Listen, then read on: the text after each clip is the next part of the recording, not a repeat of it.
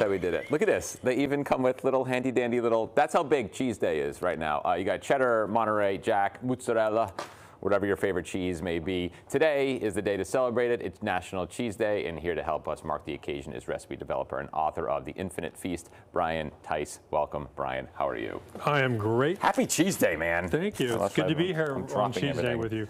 Why do you think cheese is such a big deal? That it's its own day. I was going to ask you the same question. Really? Why is it? Because people are obsessed with cheese. They want it in everything. Why do you think cheese is such a big deal? Well, I think it's a big deal because it's so flexible and you can make it into balls.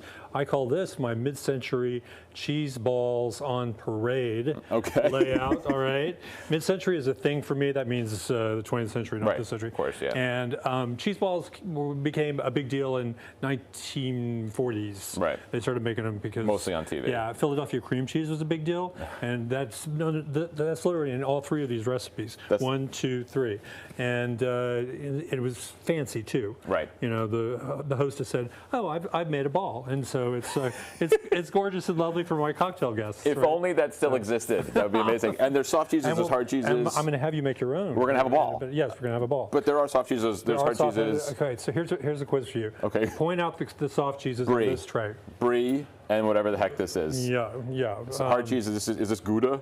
Nope. That's something. Parmesan? That's Parmesan. And then this is it. Yep. See, that's what's saying. That's semi-hard, though. That's cheddar. You go to the grocery store, and there's like 50,000 cheeses. Yeah. How do you not get overwhelmed? Like, if someone wants to I want to get the cheese so I can impress my friends and make a ball, how do you get into it? I would go to Murray's Cheese in the Village and just, grab the most knowledgeable-looking person. And, if you're really interested in camembert, I camembert to be without you. Camembert, or the harder ones like Parmesan, they've got it all there, and they can totally give you a lesson, So yeah, what do you think makes a soft cheese soft versus a hard cheese? Heat. Yes. Melting it. That's true. That's true. No, I have no idea. No, that's true. A hard cheese is going to be hotter and take longer, and it's going to have less moisture. So soft cheese have more moisture. Hard cheese have less. Let's get going. Okay. Have a ball. So now we're going to make my. This is the cheese ball Italiano over there. Okay. This is my wasabi feta balls. Nice. And we're going to make the Garden Party patio ball, which I have right here, and I made into a heart shape. That's adorable. I love you all so much. That's so kind. I appreciate that. This is our. That's your secret ingredient. Yeah, right the there. secret ingredient, which is our Philadelphia cream cheese. This is extra sharp. Cheddar. Nice. Okay. Okay. That's going to give it most of its personality. That's goat cheese, just to add a little bit. This is some roasted red peppers. Yeah, pimento. Pimentos. Yep. There's scallions, which I love to put in all my recipes. Love that. This is cornichon. This is dill. The cornichon.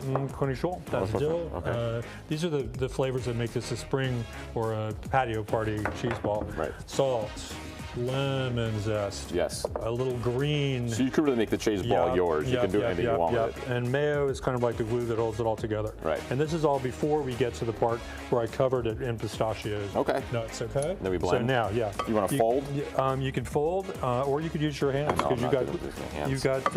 It's not going to work with the spoon. I'm just going to have to get in there. Don't get a close. Whatever you do, not get a close. Oh, you did it. You did it. Don't take that. Nobody wants to see that this early in the morning. You kind of just mash it all together. But this is it. This is the spring one, but they're seasonal. You can do them for different holiday parties. I do them for my Christmas parties all the time, and you can just make them out of so many different kinds of cheeses. So hard, soft, you name it. But and also you can make it like it's a dip with the heart, but also with these you can just pick them up like hors d'oeuvres. See, boop, those are little ball-shaped, bite-sized ones.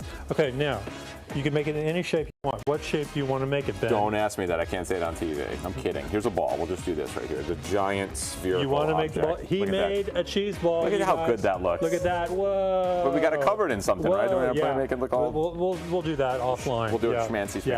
This has dill and the pistachios on a layer of whipped cream cheese. Once this solidifies a little bit more in the fridge. It looks beautiful. It looks great. Yeah, I'm proud of us. It looks like you. Awesome. Brian, thank you so much for being here. I appreciate it. You betcha. It's my pleasure. The recipe is available on our website, so head to pix11.com. It's also available on my website, theinfinitefeast.com. Latest and greatest right there. Scroll down. You can't miss them, okay? Website and his Instagram as well.